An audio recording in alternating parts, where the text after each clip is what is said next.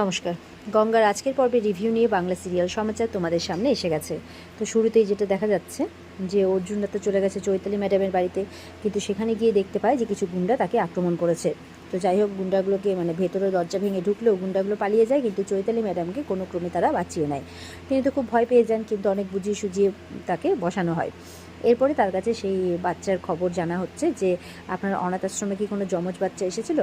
উনি অনেক ভাবনা চিন্তার পর বলেন যে হ্যাঁ, আমার অনাথ আশ্রমে যমজ বাচ্চা এসেছিল, যার মধ্যে একজনকে নিয়েছিল গোপাল দাস আর একজনকে নিয়েছিল সমীর মণ্ডল। তো এই ইনফরমেশনটা ওরা ওখান থেকে পেয়ে ওরা কিন্তু স্টেটমেন্ট স্বরূপ সেই মহিলার কথাবার্তার ভিডিও করে নেয়। তো ওখান থেকে একটা প্রমাণ পেয়ে যায়। এরপরেই তার কাছ থেকে ঠিকানা নিয়ে অর্জুনরা পৌঁছে যায় সমীর মণ্ডলের পাড়াতে আর কি। আর ওদিকে মেঘনাথ আর মেঘনাথের যে সঙ্গ যে তমাল, তারা কথা আলোচনা করছে। তো তমাল হচ্ছে অর্জুনের ঘুষি খেয়ে অবস্থা খারাপ, তো তাই জন্য বলছে যে দুটো ঘুষিতেই অবস্থা খারাপ তোর।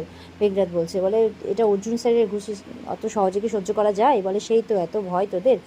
তার মধ্যে ওরা যে মাস্কগুলো ইউজ করেছিল সেই মাস্কগুলো টেবিলের উপর রেখে দিয়েছে তমাল। তাই বলছে হ্যাঁ ওই তো, ওগুলো রেখে দিয়েছো, খুব ভালো করেছো। তোমার প্রিয় অর্জুন স্যার আসবে, মাঝে মধ্যেই তো মেটেগঙ্গা থানাতে টহল দিতে আসে, দেখে সব কিছু বুঝতে পেরে যাবে, ভালো হবে। তো এই বলে তমাল ওটা রাখতে চলে যায়। এরপরে দুজন মিলে আলোচনা করছে। তো মেঘনাথ তো বুঝে গেছে যে এতক্ষণে সব জানতে পেরে গেছে চৈতালি ম্যাডামের কাছে যে ওর মা যমজ বোন। তো ওর মা মিনতি আলাদা, আর ওদিকে সুদীপ্তা বলে দুজনেই আলাদা ক্যারেক্টার, এটা জানতে পেরে গেছে। এই প্ল্যানটা আর কাজ করবে না। তো তমাল বলছে আমাদের মেটেগঙ্গার ইনকামগুলো আমাদের আসবে, তো বলে তুমি এখন ওইদিকে পড়ে আছো, এখন অন্য কোনো ব্যবস্থা করতে হবে, আর হবে না, আর এই পথে কোনো কিছু হবে না, এরকমটা ওরা প্ল্যানিং করছে। আর এরপরে গঙ্গাকে আরও কী করে বিপদে ফেলা যায় সেরকম নতুন কোনো প্ল্যান করছে মেঘনাথ। ওদিকে অর্জুন আর গঙ্গা সমীর মণ্ডলের বাড়ি খুঁজতে খুঁজতে বাড়ির সামনে পৌঁছে গেছে। এবার কড়া নাড়ছে, সমীর মণ্ডল বেরিয়ে আসে, কী হয়েছে? তো বলছে যে আপনারা কারা? তো গঙ্গা বলছে আসলে আপনার কাছে না কিছু জানার আছে, ভেতরে আসতে পারি? বলে ভেতরে আসার কী আছে, এমন কী জানার আছে? তখন অর্জুন বলে দাঁড়ান বোঝাচ্ছি। এই বলে অর্জুন ওর কার্ডটা বের করে বলে ও পুলিশ স্যার, কী দরকার? তো বলছে যে আপনি সুদীপ্তাকে চেনেন? বলে হ্যাঁ চিনি। তারপর বলছে নিশ্চয়ই এই মেয়ের জন্য কোনো আমি ভাবছিলাম যে এই মেয়ের জন্য পুলিশ কেস হবে। এই বলে বলছে যে অর্জুন বলছে এই সব কথা কি রাস্তাতেই বলবেন, ভেতরে যেতে পারি? বলে হ্যাঁ আসুন। কি আর শুনবেন, কি আর বলার আছে? অর্জুনরা বিরক্ত হয়ে গেছে কথা শুনে। তো এবার গেছে ভেতরে, গঙ্গাকে বলছে বসো মা বসো, অর্জুনকেও বসায়। তো এবার ঘটনা বলতে শুরু করেছে যে দেখুন সুদীপ্তা কিন্তু আবার নিজের মেয়ে নয়, হ্যাঁ, ওকে একটা এই ভদ্রেশ্বরের ভদ্রপুরেরই অনাথ আশ্রম থেকে আমি দত্তক নিয়েছিলাম। সেখানে নাকি যমজ বাচ্চা এসেছিলো, তো একজনকে আগেই বুক করে নিয়েছিল, তো আরেকজন ছিল। তো আমার ওয়াইফ তখন বেঁচে ছিলেন, আর আমাদের সন্তান ছিল না বলে সে তো সেই বাচ্চাকে দেখে একদম মায়ায় জড়িয়ে পড়ে। তো আমরা তাকে নিয়ে আসি, কিন্তু বয়স বাড়ার সাথে সাথে সেই মেয়ে তো একদম কুপথে চলে গেল। আর তখনই আমি তাকে ত্যায্য করি, আর সাথে সমস্ত সম্পর্ক ছিন্ন করি। ওই তারক মস্তান নাকি তার সাথে তার সম্পর্কে জড়িয়ে পড়েছিল, এসব ঘটনা বলে। তো অর্জুনরা সবই শোনে। অর্জুন তখন সুদীপ্তার ছবি দেখায়, বলে হ্যাঁ এটাই সুদীপ্তা আমার মেয়ে, কিন্তু ওই মেয়ের জন্য যে কেন আপনারা এসছেন কে জানে। তখন অর্জুন বলছে দেখুন আমরা কোনো অভিযোগ নিয়ে আসিনি, বা আপনার মেয়ের বিরুদ্ধে কোনো অভিযোগ নেই, আমরা শুধু কিছু ব্যাপার জানতে এসেছি। আপনি যেই কথাগুলো বললেন সেগুলোর একটা স্টেটমেন্ট আমরা নেব। তো সেই অনুপাতে ওনার পারমিশন নিয়ে ওনার স্টেটমেন্টটা অর্জুন নিয়ে নেয়। অর্জুন কিছু প্রশ্ন করে, সেই প্রশ্নের উত্তর উনি দেন। ওনার সাথে কথাবার্তা বলার পর অর্জুন গঙ্গাকে নিয়ে সাইডে আসে, বলছে দেখছো তো ব্যাপারটা তো পুরো ক্লিয়ার হয়েই গেল যে তোমার মা আর এই সুদীপ্তা মণ্ডল সম্পূর্ণই আলাদা, তাহলে চাকরি পেতেও কোনো অসুবিধা রইল না। তো বলছে কিন্তু স্যার এই মুখের কথা থেকে সবাই বিশ্বাস করবে? তো অর্জুন বলছে দাঁড়াও আমি কথা বলছি। এই বলে অর্জুন ফোনে কথা বলছে। তখন গঙ্গা ওই দাদুর সাথে কথা বলছে, দাদু শোনো, দিয়ে দাদুর কথা বলছে, জানো তো আমাকে না সবাই ভাবছিল কি যে আমি হয়তো সুদীপ্তার মেয়ে, হ্যাঁ এরকমটা ভাবছিল যে ওই তারক মস্তানের সাথে বোধহয় আমারও সম্পর্ক, তারক মস্তানের রক্ত বোধহয় আমার শরীরে বইছে, এরকমটা সবাই ভাবছিল। কিন্তু এখন না সবার কাছে পরিষ্কার হয়ে যাবে যে আমার মা আর ইনি সম্পূর্ণ আলাদা। বলছে শুনুন না, আপনার ওই বয়ানটা আমরা পুলিশকে শোনাবো, তাহলে আমার মাটা হয়তো বেঁচে যাবে, তাই বলছে। সেই ভদ্রলোকের কোনো আপত্তি নেই। পরে অর্জুনের ফোনে কথা হয়ে গেলে ওনাকে বলছে শুনুন আপনাকে হয়তো একবার থানায় আসতে হতে পারে স্টেটমেন্টটা দেওয়ার জন্য। বলে ঠিক আছে যাবো, আমি মিথ্যা কথা বলেছি নাকি, আমি যা সত্যি তাই বলেছি। এই বলে ওরাও ধন্যবাদ জানিয়ে ওখান থেকে বেরিয়ে পড়ে। এদিকে অফিসে অনিমেষ স্যার আর এদিকে অর্জুনের জেঠু উনি কথাবার্তা বলছেন।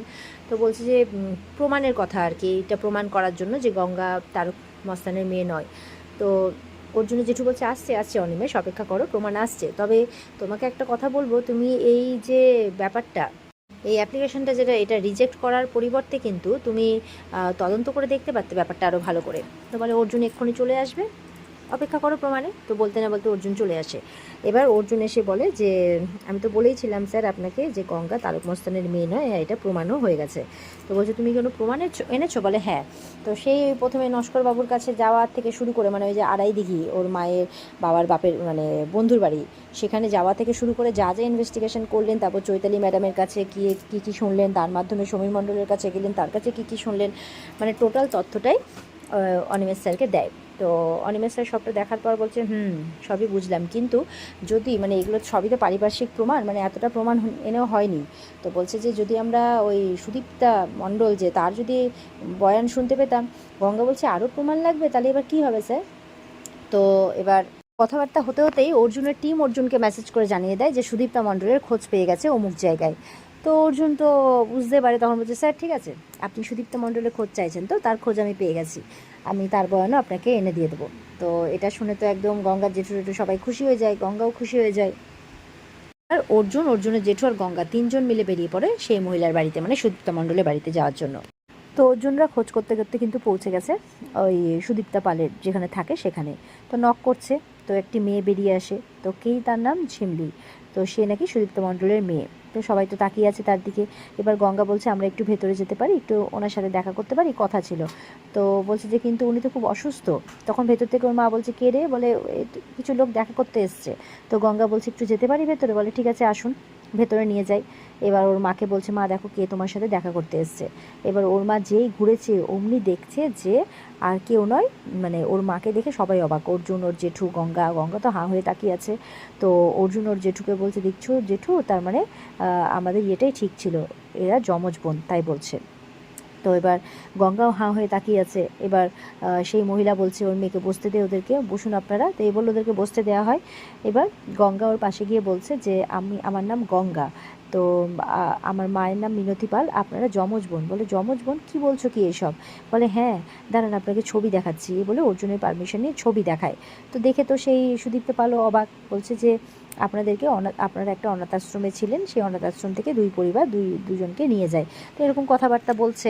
তো এবার অর্জুন বলছে যে কিছু প্রশ্ন করার ছিল। ফার্স্টে তো ওর মেয়ে বলছে আপনারা খোঁজ কোথা থেকে পেলেন? তখন অর্জুন বলছে পুলিশ তো, খোঁজ খবর রাখতে হয়। এবার অর্জুন প্রশ্ন করছে তারক মস্তানের ব্যাপারে কি জানেন। এটা শুনে তো ওর মেয়ে খুব রেগে গেছে যে এইসব প্রশ্ন করবেন না, এইসব অনেক পুরনো কথা, আমার মা খুব অসুস্থ। তো বলছে গঙ্গা বলছে দেখো দেখো চিন্তা করো না, তো এইসব কথা আমাদেরকে ওনার মুখ থেকেই শুনতে হবে। গঙ্গা বলছে আপনি চেনেন? তখন ওর সুদীপ্তা মণ্ডল আর কি, সে দেখা যাচ্ছে ভাবুক হয়ে বলছে যে মানুষটা যে আমার সব ছিল, ধ্যান জ্ঞান সব কিছু। বলে মানুষটাকে যে আমি ভালোবাসতাম, তাকে ভালোবাসতাম বলে আমার বাবা মা আমাকে ত্যায্য করলো, ত্যাগ দিলেও আমি কিন্তু তাকে ত্যাগ দিতে পারিনি। ওই যে বলে পিরিতি কাঁঠালের আঠা, তো আমি যে খুব ভালোবাসতাম, আর মানুষটা আমাকে সব যেখানে যেখানে যেত সেখানে সেখানে আমাকে নিয়েও যেত। বলছে হঠাৎ একদিন পুলিশের গুলিতে সে মারা গেল, আর ওই ছোট্ট বাচ্চাকে কোলে নিয়ে আমি যে কিভাবে মানে কাটিয়েছি সে আমিই জানি। তো যে মেয়েটিকে বলছে ও আমার আর তারকের মেয়ে, বলছে তার উপরে আমার ভাগ্য, এমন রোগে ফেললো আমাকে, সে মারণ রোগ, তাই বলছে। গঙ্গা আবার মাসিমণি করেই কথা বলছে। তো যাই হোক ওর মায়ের মতো দেখতেই তো। তো ওদিকে অর্জুনের জেঠু বলছে এবার আপনি যা যা কিছু বললেন আপনার ভিডিও করা হবে, সেই ভিডিওতে আপনি সবটা বলবেন।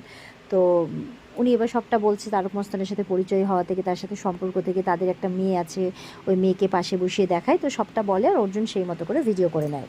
তো যাই হোক এবার মেন প্রমাণও পেয়ে যায়। এবার তো গঙ্গার চাকরির পথে আর কোনো বাধা হবে না। তো এখানেই কিন্তু আজকের পর্ব শেষ হয়ে যায়। তো এই ছিল আজকের পর্বের রিভিউ। ভালো লেগে থাকলে পর্বকে লাইক কমেন্ট করে জানাতে ভুলবে না, আর আমাদের সাথে জুড়ে থাকতে চ্যানেলকে সাবস্ক্রাইব করতে ভুলবে না। দেখা হচ্ছে তোমাদের সাথে আগামীকালকে। সবাই খুব ভালো থাকবে। আজকের মতো পর্বের রিভিউ এই পর্যন্তই। বিস্তারিত দেখতে অবশ্যই স্টার জলসা পর্দায় চোখ রাখবে। টাটা।